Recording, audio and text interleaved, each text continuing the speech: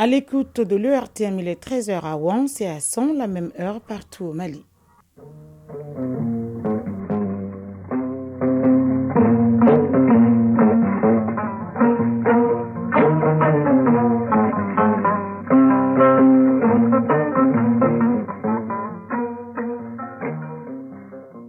Le journal Aïssata Saliou Maïga. Mesdames et messieurs, bonjour et merci de choisir Radio Mali pour vous informer. L'ambassadrice de la lutte contre le VIH-Sida, Kumbaga Olosek, a été reçue hier par le président du Conseil national de transition. Le but de la rencontre était d'échanger sur les différents programmes qui mènent à l'échelle nationale le Haut Conseil national de lutte contre le sida. L'autorité indépendante de gestion des élections renforce les capacités de ses membres pour la prise en compte de la dimension genre dans l'administration électorale. La dite rencontre, qui est organisée par l'ONU Femmes, devra permettre de relever les défis liés à la prise en compte du genre pour une élection juste et transparente. Page sport football, les Aigles Dames du Mali affronteront les Sili Dames de la Guinée à la faveur du deuxième et dernier tour qualificatif de la CAN féminine Maroc 2024. On parlera également de la 7e journée du championnat national de Ligue 1 qui démarre ce mardi avec 4 rencontres. Dans la chronique initiative citoyenne de ce mardi avec Ousmane Daou, nous irons à Tombouctou pour découvrir ensemble l'association des jeunes pour le développement de la culture ou Sababou Bangou, la mare de Tombouctou. Ces jeunes, à travers les cinémas et les théâtres, sensibilisent la population pour un changement de comportement. Voilà pour le sommaire. Je vous le disais à l'instant, dans les titres, l'ambassadrice de la lutte contre le VIH-Sida, Kumbaga Olosek, a été reçue hier par le président du Conseil national de transition en présence de ses proches collaborateurs. L'artiste sénégalaise, qui était accompagnée par le secrétaire exécutif du Haut Conseil national de lutte contre le sida, elle a ensuite sollicité le soutien du chef de l'organe législatif de la transition dans la lutte contre le sida. Pour plus de détails, écoutons Kumbaga Olosek au micro de Awaditma Kamara. Le but de cette audience a été axé sur plusieurs points, notamment échanger sur les différents programmes et activités au Conseil national de lutte contre le sida pour ce qui reste de l'année 2023 et de l'année à venir.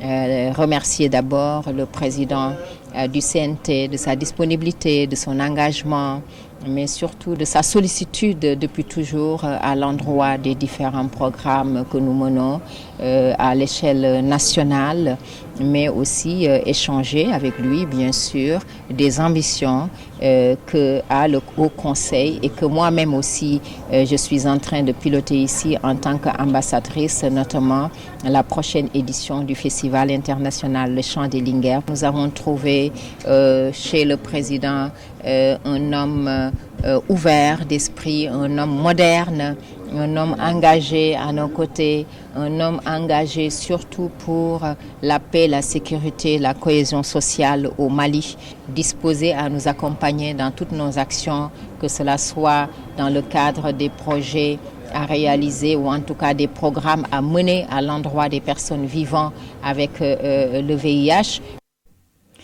Les membres de l'autorité indépendante de gestion des élections, EGE, s'informent sur la gestion des élections sous l'angle genre. L'exercice vise surtout à renforcer les capacités des participants pour la prise en compte de la dimension genre dans l'administration électorale. La rencontre est organisée par l'ONU Femmes. On fait le point avec Sokona Kamisoko. Peut-on organiser une élection juste et transparente sans la prise en compte de la dimension genre dans l'administration électorale? Tout porte à croire que non. L'autorité indépendante de gestion des élections EGE vient de montrer combien le respect du genre dans le processus électoral est nécessaire. Moustapha Sissé, président de l'EGE. Si nous prenons les textes d'application en matière de droit électoral, nous avons des textes et des déclinaisons spécifiques dans les lois qui nous renvoient à une prise en compte spécifique de la dimension du rôle et de la place de la femme dans la société malienne. Et faire en sorte qu'ils puissent avoir une participation totale en vue d'assurer une inclusivité.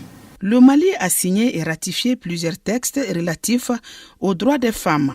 Où en est-on aujourd'hui avec la mise en œuvre de ces lois, les femmes et les élections? Autant de questions qui feront l'objet de discussions au cours de cette session. Marie Gouré Nizigama, représentante et résidente d'ONU Femmes. Une opportunité d'évaluer ensemble les points forts, mais les défis aussi liés à la prise en compte du genre dans les missions de l'aide, d'examiner dans quelle mesure pérenniser ces acquis, proposer et mettre en œuvre des recommandations pour une administration électorale sensible au genre. Organisée par l'ONU Femmes, la rencontre de 2 jours regroupe les membres du collège et les chefs du département de l'Ège. Direction sans tenue d'une session extraordinaire du comité régional d'orientation, de coordination et de suivi des actions de développement CROCSAD. La session a porté sur la validation des projets de l'exercice 2022-2023 sur financement du Fonds national d'appui aux collectivités territoriales FENAC. Il est ressort de la présentation de l'Agence nationale d'investissement des collectivités territoriales, ANICT, un bilan non reluisant, descend la correspondance de Drissa Koné. Courant l'exercice 2022-2023, sur 63 projets soumis à l'ANICT par les collectivités de la région des Sangs, seuls 13 ont été validés. C'est la présentation de ce tableau sombre qui fait l'objet de cette session extraordinaire des membres du comité d'orientation, de coordination et de suivi des actions de développement CROCSAD. Abdelkader Aïdara, directeur régional ANICT Ségou. On ne demande pas aux collectivités territoriales autre chose que d'appliquer le code des collectivités territoriales, le code des marchés publics, le code de la tutelle pour mobiliser les ressources qu'on met à leur disposition. Un certain nombre de critères qui malheureusement d'année en année font de plus en plus de suivi de la part de collectivités. C'est regrettable, mais notre rôle c'est de les sensibiliser, c'est de travailler avec eux. Et je pense que pour les CROCSAD à venir, on fera mieux. En attendant ces CROCSAD à venir, il revient aux collectivités de fournir plus d'efforts. Moustapha Kanté, conseiller au gouvernorat des Sangs. Vraiment, nous demandons aux collectivités, une fois de plus, de fournir des efforts. Pour certaines communes, vous avez vu que ça va, et les projets ont été validés. Et c'est des communes qui ont fourni des efforts. Et les autres aussi doivent emboîter le pas pour que la région de Sangs puisse être quand même parmi les régions pilotes. Pour pallier ces déficits, les autorités ont sollicité aux partenaires la tenue des sessions ordinaires, lesquelles sessions sont de véritables cadres d'échange et d'apprentissage pour les collectivités. Sans Drissa Koné et Sédou Kamena pour le RTM. Quelques mots de l'actualité hors de Chenois. Présent au Niger, une délégation russe conduite par le vice-premier ministre de la Défense est à Niamey depuis hier. Elle a été reçue par le président de la transition, le général Abdourahmane Tiani. À l'issue de cette rencontre, les deux parties ont procédé à la signature de documents dans le cadre du renforcement de la coopération militaire entre la Russie et le Niger. En Mauritanie, l'ancien président Ould Abdelaziz est condamné à 5 ans de prison ferme. Le verdict est tombé hier. L'ancien chef d'État en fonction depuis 2008 à 2019 est accusé, entre autres, d'enrichissement illicite et blanchiment d'argent, ainsi qu'une dizaine d'autres personnalités.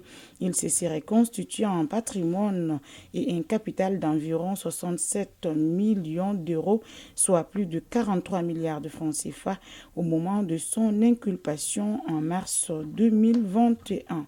Au Nigeria, au moins 85 civils ont été tués ce dimanche soir et plusieurs autres blessés dans un bombardement de l'armée dans l'état de Kaduna, a annoncé aujourd'hui l'Agence nationale de gestion des urgences. Cette frappe de drone survenue pendant une célébration religieuse a été commise par erreur selon l'armée. Elle était en mission de routine contre les terroristes, mais malheureusement, les populations de Toudoun, Biri ont été touchées, a expliqué le major Okoro. Le président iranien Ebrahim Raïssi est attendu ce jeudi en Russie où il doit rencontrer son homologue Vladimir Poutine. Les sujets à l'ordre du jour de cette visite ne sont pas encore connus. Il y aura des pourparlers russo-iraniens le 7 décembre, a indiqué aujourd'hui le porte-parole du Kremlin. Le président russe Vladimir Poutine, quant à lui, se rendra demain aux Émirats arabes unis et en Arabie saoudite. Ces visites sont notamment consacrées au conflit israélo-palestinien et au pétrole. L'annonce a été faite aujourd'hui par le Kremlin.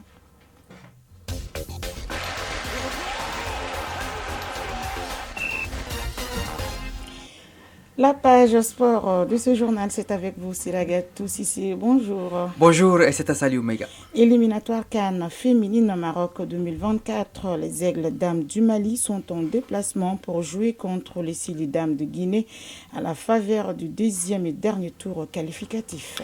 Oui, coup d'envoi du match à 16h à Mbour au Sénégal, match délocalisé à cause de la non-homologation des stades en Guinée. À l'aller jouer ici à Bamako, les Aigles Dames du Mali avaient largement gagné 7-2.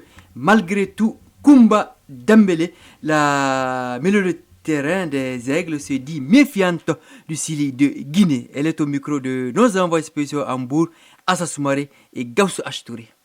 On va tout faire pour gagner. Ensuite, on va essayer de ne pas encaisser de but, comme le match aller. Rester de la première à la 90e minute. C'est ce qui va faire qu'on va gagner et Inch'Allah, aller à la CAN.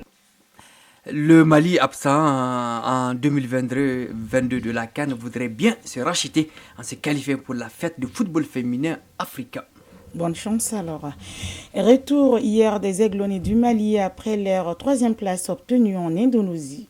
Oui, l'accueil était coloré et festif hier de l'aéroport international président Modibo Keïta Sénou jusqu'à la place CAN à Hamdallah et à Saïd 2000 pour la réception populaire présidée par le Premier ministre Dr Choguel Kokala Maïga.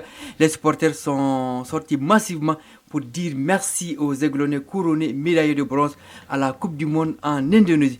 Le premier vice-président de la FEMAFOOT, Moussa Sylvain Diakité, est fier du parcours de ces jeunes. C'est de se qualifier dans les grandes compétitions, comme d'habitude, à nous encore de nous préparer. Et certes, nous avons fait un faux pas en 2021, en 2022 où nous n'avons pas pu se qualifier. Et c'est le sport et on a été vraiment une très bonne lancée. C'était plutôt le sélectionneur des Aigles Dames du Mali, Mohamed Houssey, donc, qui parlait de ce match retour Mali-Guinée. On va écouter à présent Moussa Sylvain Diakité, le vice-président de la FEMAFOOT, fier hier du parcours des Aiglonnais avec cette réception grandiose organisée à la place CAN. Nous sommes très fiers de nos ambassadeurs. Ils n'ont pas démérité. Il nous a manqué de paix pour remporter la coupe. Les couleurs sont annoncées pour la CAN. Et je remercie tout le peuple malien.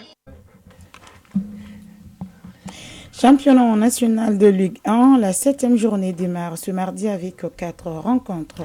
Oui, sur le terrain du Stade Malien de Bamako à 15h45, choc au sommet de cette 7e journée entre l'ASRA leader 16 points et Afrique Football Elite AFE 2e 11 points. Sur le terrain du Djoliba, c'est à suivre, AS Police 9e 7 points, AS Black Star de Badalabougou 14e 3 points. Sur le terrain de l'ASB, Arsenal Talent Sportif, ATS de Koro le promu 13e 5 points et l'autre du Djoliba à ses 6e 9 points. Et au stade Amari Ndaoudé Segou, l'AS Bakarian de Baraweli 7e 9 points offre son hospitalité au COB 10e 7 points. La 7e journée de cette Ligue 1 prend fin demain mercredi avec 4 matchs dont un explosif Binga FC, Stade Malien de Bamako. Merci pour toutes ces précisions. Initiative citoyenne. Le développement par nous-mêmes. Dans la chronique initiative citoyenne de ce mardi, Ousmane Daou nous amène à Tombouctou pour découvrir l'association des jeunes pour le développement de la culture ou Sababou Bangou, la mare de Tombouctou. Ces jeunes, à travers le cinéma et le théâtre, font des activités pour recoudre le tissu social, allant des journées de sensibilisation sorties dans les écoles pour un changement de comportement de la population face aux différents problèmes auxquels elle est confrontée. Ousmane Daou nous en dit plus dans la chronique initiative citoyenne avec le concours de Najim Baba Sissé de ORTM Tombouctou suivant. Ils sont plus d'une cinquantaine de jeunes à se donner la main pour mettre en place en 2018 l'association des jeunes pour le développement de la culture à Tombouctou ou Sababou Bangou, la mare de Tombouctou. Pour sensibiliser et influer sur la vie de la communauté, ils ont choisi le théâtre et le cinéma comme moyen d'expression.